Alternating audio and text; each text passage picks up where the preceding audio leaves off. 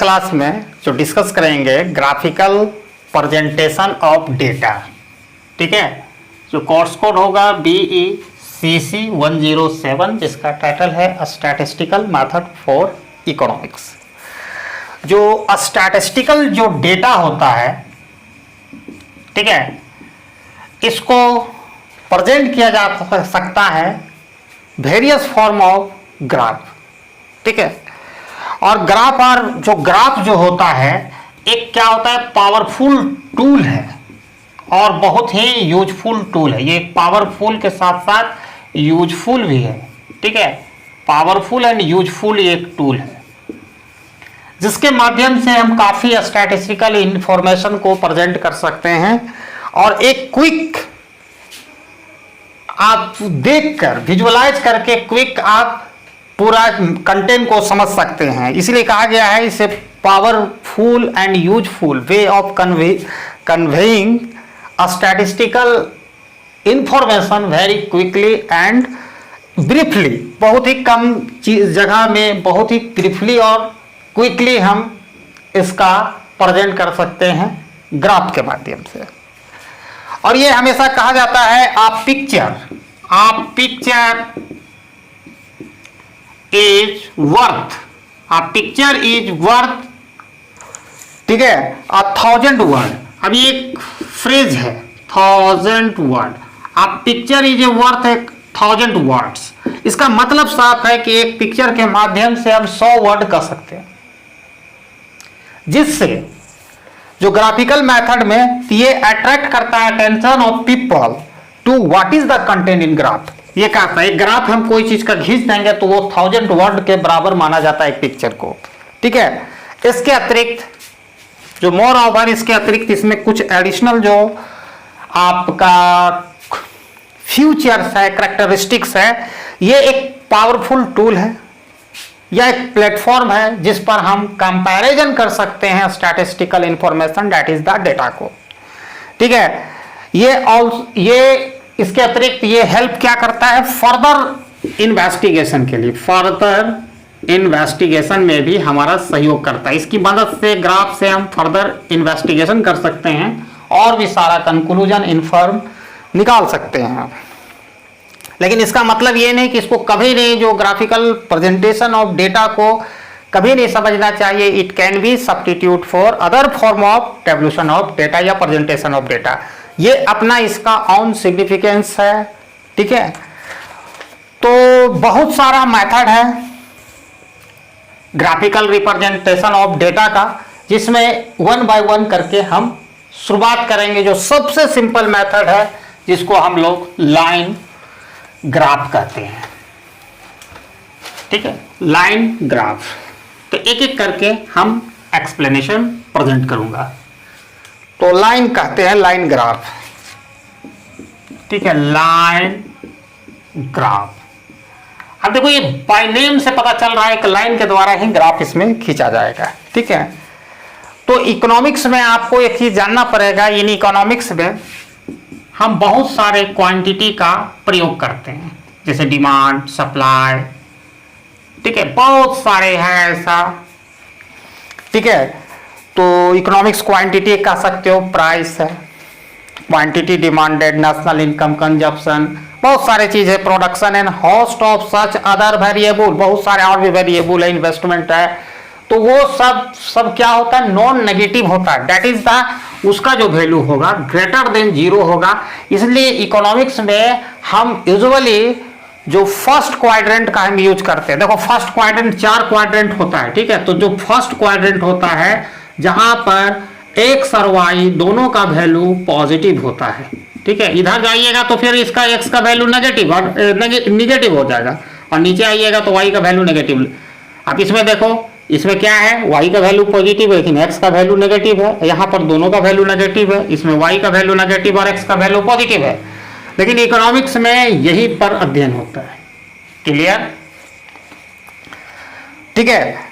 तो अगर हम डिमांड शेड्यूल को या डिमांड टेबल को, ठीक है, उसको हम कन्वर्ट कर देंगे, ठीक है, ग्राफ के रूप में, और उस पॉइंट को ज्वाइन करेंगे तो डिमांड कर्व। पहले हम डिमांड शेड्यूल लिख देते हैं, उसके बाद आप काफी आसानी से लाइन ग्राफ को समझ जाइएगा।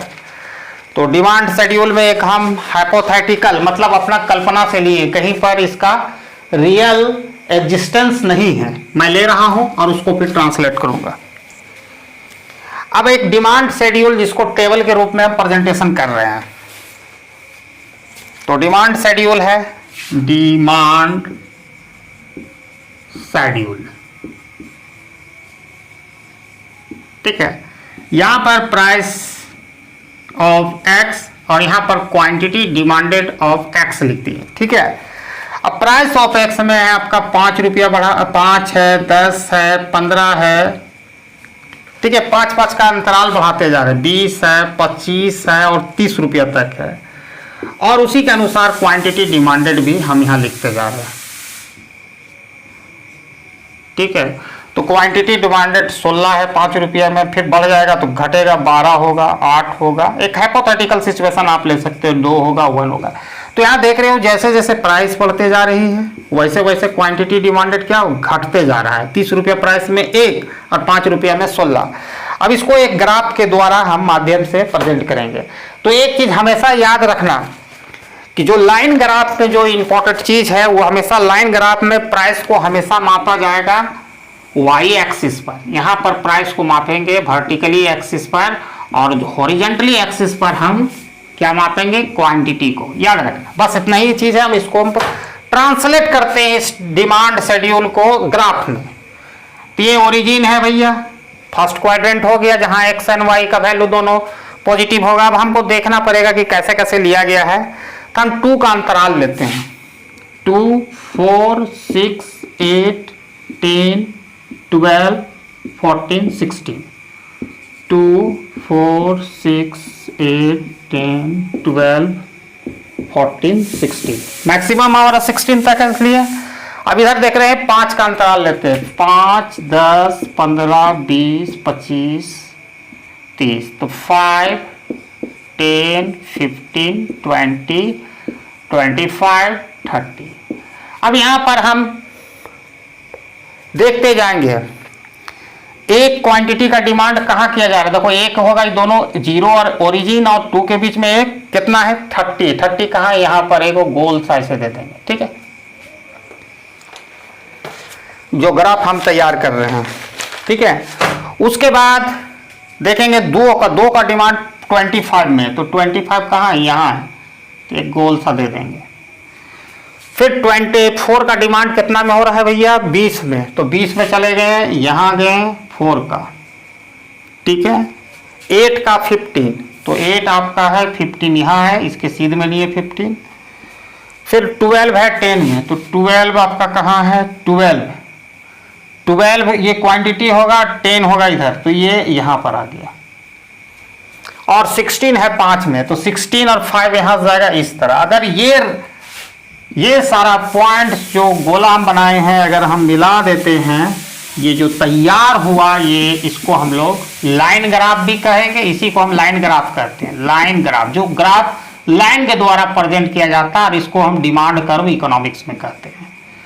और साफ दिखा रहा है, it showing the negative relationship between the quantity demanded and price. जैसे जैसे प्राइस फॉल डाउन हो रहा है वैसे वैसे क्वांटिटी डिमांडेड बढ़ता जा रहा है। इसी को डिमांड कर्व इकोनॉमिक्स में कहेंगे, और जनरल में प्लेन में इसको हम लाइन ग्राफ कहते हैं। क्लियर। अब इसके अतिरिक्त एक और इसमें इंटरेस्टिंग चीज है कि जो लाइन ग्राफ को यूज किया जाता है, show the changes in some economics quantity over the time, माने ओवर द टाइम, ठीक है, इकोनॉमिक्स क्वांटिटी में परिवर्तन होता है। जैसे अभी जो प्राइस है कल तक बदल भी सकता है, परिवर्तन होगा, चाहे बढ़ेगा या तो घटेगा। एक जैसा प्राइस फिक्स नहीं है जी। जो तुम बचपन से कलम ले रहे हो 5 रुपये में, तो 5 नहीं है। नया टेक्नोलॉजी जैसे मोबाइल है, नया टेक्नोलॉजी जैसे जैसे आ रहा है उसका प्राइस फॉल डाउन हो रहा है, नया नया आ रहा है, ज्यादा दाम का आ रहा है। जैसे जैसे वो लेटेस्ट फैशन में तो ज्यादा है, जैसे जैसे ओल्ड फैशन में वो कम होता है, ठीक है। पहले जो फोन हम देखते थे, ये छोटा वाला 2G वाला, वो बहुत महंगा आता था, 10-10 हजार का आता था। आज वो 200, 400, 500 में नया मिल जाता है। तो इसको टाइम सीरीज कहते हैं। यानी टाइम सीरीज कब कहेंगे? टाइम सीरीज एक्सप्रेस करता है behaviour of a economics variable over the time. जो इकोनॉमिक्स क्वांटिटी का बिहेवियर ओवर द टाइम जो चेंजेस दिखाता है उसको टाइम सीरीज डेटा कहते हैं। अब इसका एक अलग एग्जांपल लेंगे तब और क्लियर होगा, उसका भी शेड्यूल बनेगा और स्टील का प्रोडक्शन से हम करेंगे। तो आते हैं, लाइन ग्राफ नहीं है, ये तो हो गया जब इसमें जब आपका क्वांटिटी या दोनों फिक्स है, लेकिन आप क्वांटिटी इकोनॉमिक्स वेरिएबल जो क्वांटिटी डिमांडेड ये चेंज होगा तो कैसा बनेगा, तो वो हम लोग देखते हैं। पूरा मिटाना पड़ेगा।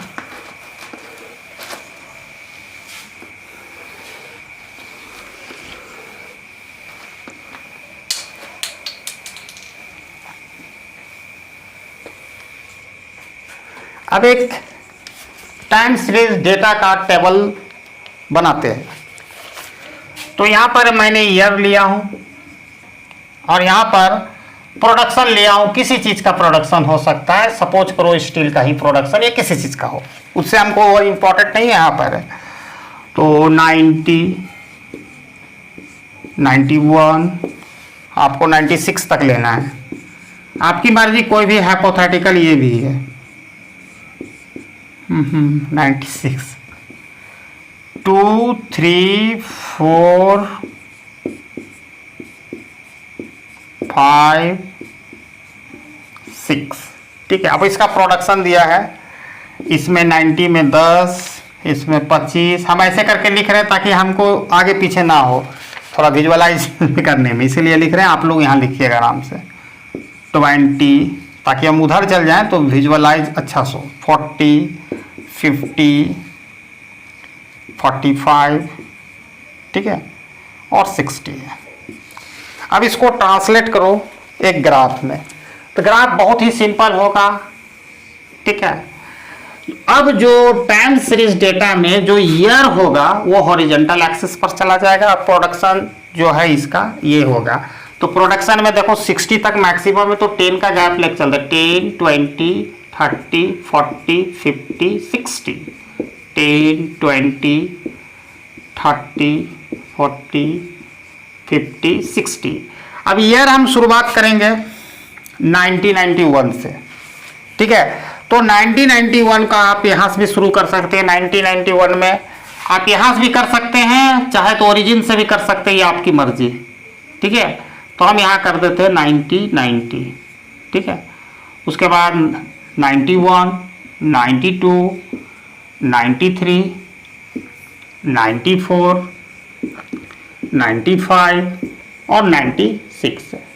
अब इसी चीज को ट्रांसलेट करेंगे तो 90 जो 1 में देखो, 90 में आगे देखो कितना प्रोडक्शन है, 10, तो 10 हम यहाँ गोला दे देंगे, ठीक है। 91 में कितना है भैया, 25, तो 25 कहाँ होगा, 30 और 20 के बीच होगा, ठीक है। 92 में कितना है, 20 है, तो 20 कहाँ है, यहाँ हो जाएगा। 92 में 93 में 40 है, तो 40 देखो ये वाला यहाँ चला गया। 94 में कितना है, 50 है, तो 50 जस्ट इसके ऊपर चला जाएगा। 95 में 45 है, तो इससे जस्ट नीचे रहेगा यहाँ पर। 96 में 60 है, एकदम यहाँ चला जाएगा ग्राफ का ये सीधा में। अब ये सारा पॉइंट को हम ज्वाइन कर देते हैं इस तरह, सीरियल नंबर जैसे मैंने लिखा था, ये एक लाइन ग्राफ बन गया। तो ये था लाइन ग्राफ पर मैंने डिस्कस किया। अब इसके बाद है हिस्टोग्राफ, ठीक है, हिस्टोग्राफ। और एक चीज यहां पर मैं इसको जो ये वाला जो तैयार किया था इसको हम लोग कह सकते हैं अच्छा इसको यह रहने दो, इसको हिस्टोरियोग्राफ हमको याद नहीं आ रहा परफेक्टली, लेकिन ये पॉपुलर है लाइन ग्राफ से, ठीक है। इसके बाद है हिस्टोग्राफ। तो हिस्टोग्राफ पर हम लोग बात करते हैं, जो दूसरा ग्राफिकल प्रेजेंटेशन ऑफ डेटा है।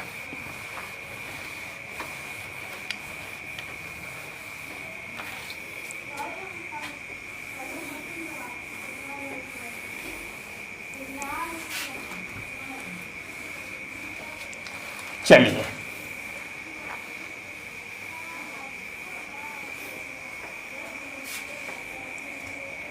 हिस्टोग्राम। दूसरा जो तरीका है ग्राफिकली प्रेजेंटेशन करने के लिए, हिस्टोग्राम। अब ये हिस्टोग्राम क्या होता है? It is a very common type of graph. ठीक है, ग्राफ ये बहुत ही कॉमन टाइप ऑफ ग्राफ होता है जो डिस्प्ले करता है क्लासिफाइड डाटा या स्टैटिस्टिकल इंफॉर्मेशन। ठीक है, it is the set of rectangle erected vertically. इसमें क्या होगा? सेट ऑफ रेक्टेंगल कुछ इस तरह होगा, सेट ऑफ रेक्टेंगल इसमें होगा, इसी को हम हिस्टोग्राम कहते हैं। ठीक है, हम पूरा करेंगे। इसमें क्या कुछ एडवांटेज है, उस एडवांटेज पर कंसिडर कर लेते हैं। पहले जो पहला एडवांटेज है, it is the rectangular diagram. कुछ इस तरह का डायग्राम रहेगा, बहुत सारा सेट ऑफ रेक्टेंगुलर डायग्राम, पहली बात। दूसरा जो एडवांटेज है, इसमें आसानी से आप पढ़ सकते हैं। वो चीज हम वर्ड में टेक्सुअल लिख के देंगे तो आपको टाइम लगेगा, लेकिन इसको एक बार विजुअल करने से, एक बार सिर्फ क्विक लुक लेने से, have a quick look, you will get to everything, सब कुछ समझ में आ जाएगा।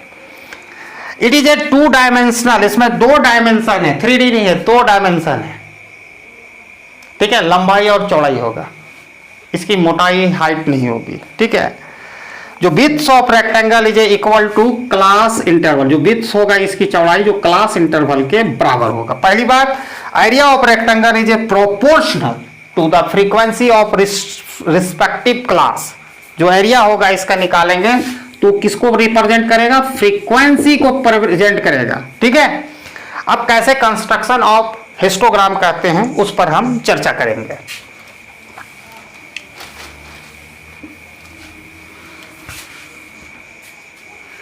अब इसमें मार्कअप करना पड़ता है। क्लास जो इंटरवल को हमेशा हॉरिजॉन्टल एक्सिस पर करेंगे, यानी एक्स एक्सिस पर करेंगे। ठीक है, और फ्रीक्वेंसी जो एफ है हमेशा इसको करेंगे वाई एक्सिस पर, यानी ये हॉरिजॉन्टली होगा, हॉरिजॉन्टली, और ये जो होगा class interval always horizontally and frequency always vertically, जो खड़ा रहेगा वर्टिकली।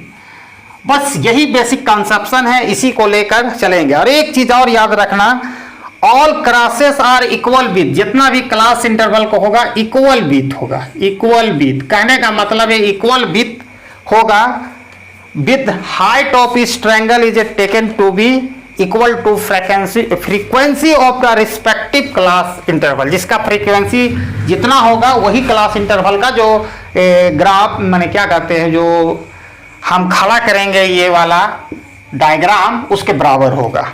अब हम एक उदाहरण लेते हैं। एक फ्रीक्वेंसी हम ले रहे हैं, हाइपोथेटिकल है, डायरेक्ट हम ले रहे हैं टेबल के बिना। ठीक है, ये है। इसमें आप नंबर दे सकते हो, 2 दे देते हैं, 0। यहां पर क्लास इंटरवल लिए हॉरिजॉन्टल एक्सिस पर, फ्रीक्वेंसी को मैंने वर्टिकल एक्सिस पर लिया।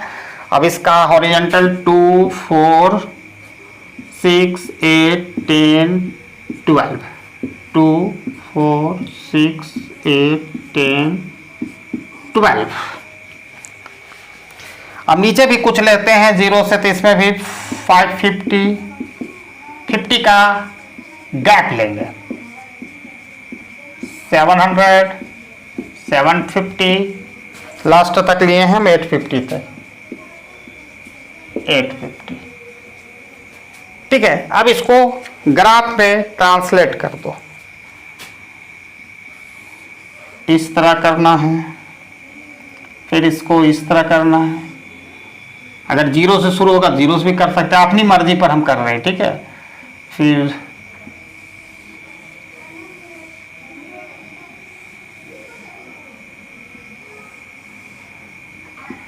ठीक है, ये मोटा मोटी ये जो फिगर तैयार हुआ इसी को हम हिस्टोग्राम कहते हैं। ये देखो सेट ऑफ रेक्टेंगल है, ये सब रेक्टेंगल बता रहा है। ठीक है, और ये वर्टिकली स्टैंडिंग कर रहा है, और ये सब अपना फ्रीक्वेंसी को रिप्रेजेंट कर रहा है, अपने एरिया को।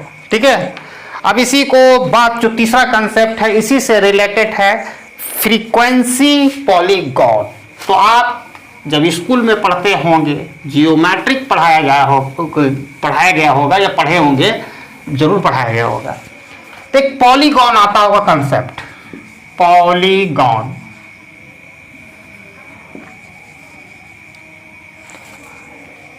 और उससे अब हम सीखने जा रहे हैं फ्रीक्वेंसी पॉलीगॉन, थर्ड वाला।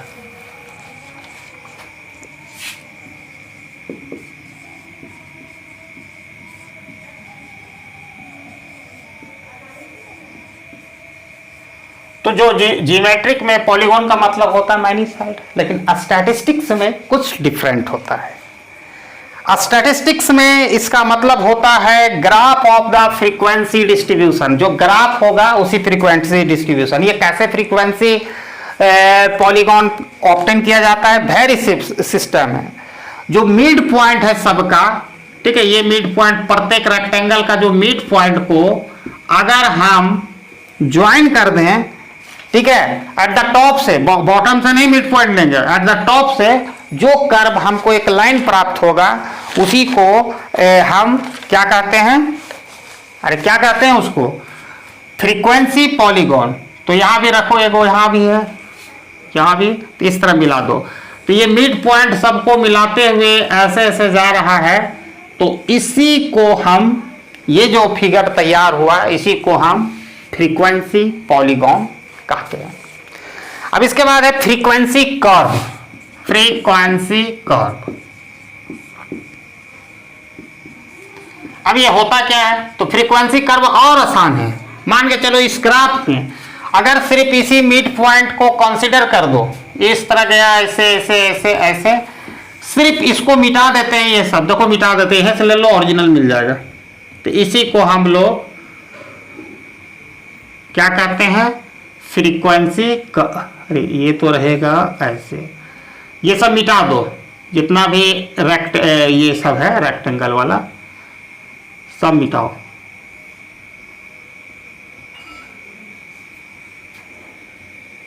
जो ये तैयार हुआ मिड पॉइंट से रेक्टेंगल वाला, तो ये जो तैयार हुआ इसी को हम लोग क्या कहते हैं? Frequency curve. इसमें कैसे प्राप्त करते हैं? All the point in the case of frequency polygon are joint with the help of a smooth curve, continuously, continuity होनी चाहिए, is the called frequency curve. अब हम कम्युलेटिव फ्रीक्वेंसी कर्व सीखेंगे। कम्युलेटिव फ्रीक्वेंसी कर्व, जिसको ogive curve भी कहते हैं। देखते हैं क्या होता है। और all these are taught to you for graphical presentation of data, statistical data.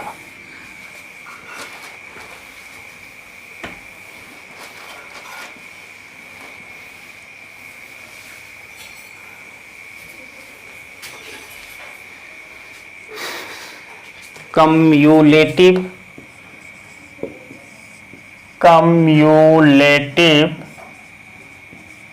Frequency curve, इसको ओगिव भी कहते हैं। ठीक है, अब ये होता क्या है? तो आपको हम पढ़ाए थे कम्युलेटिव फ्रीक्वेंसी कैसे बनता है, वो सीखे थे, वही चीज है। उसी को ट्रांसलेट अगर ग्राफ में कर देंगे तो वही वाला हो जाता है कम्युलेटिव फ्रीक्वेंसी कर्व या ogive in other name. Graph of a cumulative frequency curve is known as cumulative frequency curve या ओगिव कर्व। ठीक है, और यूजुअली ये दो प्रकार का होता है, लेस देन, मोर देन। मैंने दोनों का डिस्कस आपको किया था प्रीवियस क्लास में। ठीक है, तो यहां पर हम दोनों का डिस्कस करेंगे।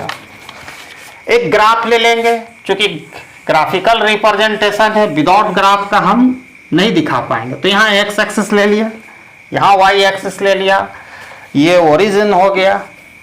ठीक है, यहाँ 10, 20, 30, 40, 50, 10, 20, 30, 40, 50। अब जो ओरिजिन है 0, वहां से 0 ना शुरू करके हम 500 ही ले लेते, 0 = 500 से ले लेते।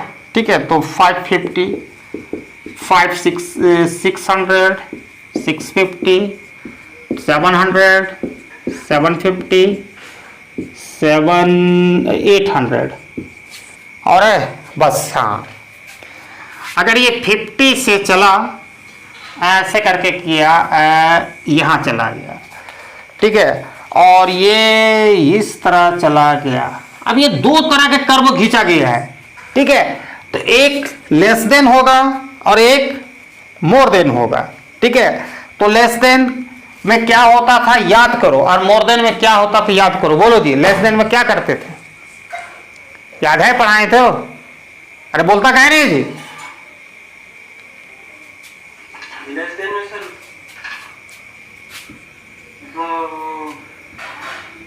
प्लस करते थे पहले शुरू से, तो लेस देन में ऐसे बढ़ते जाएगा, बढ़िया से देखो। और मोर देन में हम लोग क्या करते थे, लास्ट से माइनस करते थे। हाँ, लास्ट से माइनस करते थे। तो ये मोर देन वाला हो गया, और ये शुरू से जो हो गया लेस देन, ये हो गया मोर देन। ये मोर देन टाइप,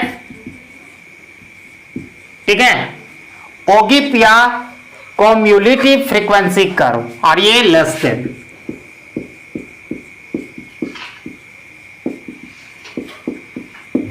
ठीक है, तो आज का क्लास में हमारा यही हुआ।